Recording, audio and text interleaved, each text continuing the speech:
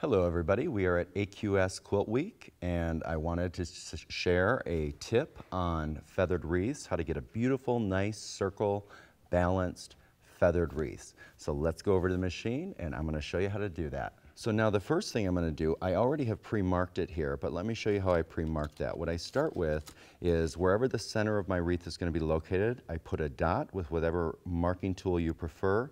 I use a small circle and I'll draw a small circle. That's going to be a guide for where my inner wreath is going to go to.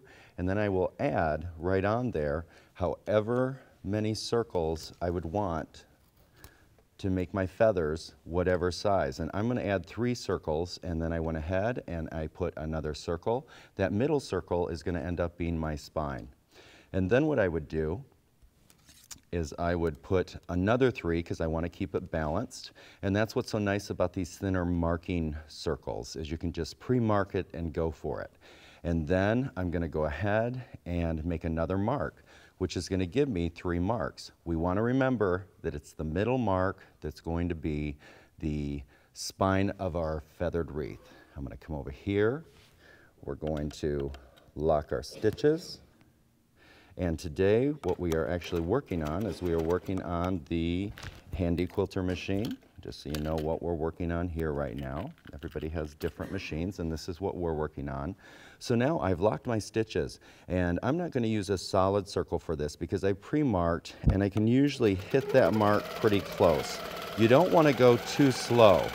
You want to go at a nice clip, and even if I'm not dead on, by the time I get those feathers on there, it's going to look nice. Now the key for the inside is mathematically it won't work out to have all the feathers be the same size. So I'm going to start with small feathers, and I like to do the humpback feathers or the over the top type feathers.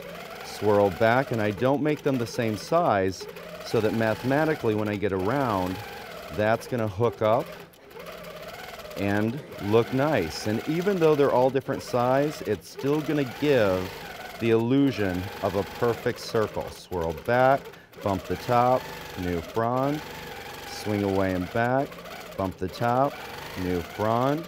Now I'm quilting one-handed here, so my feathers aren't perfect, but you're getting the idea.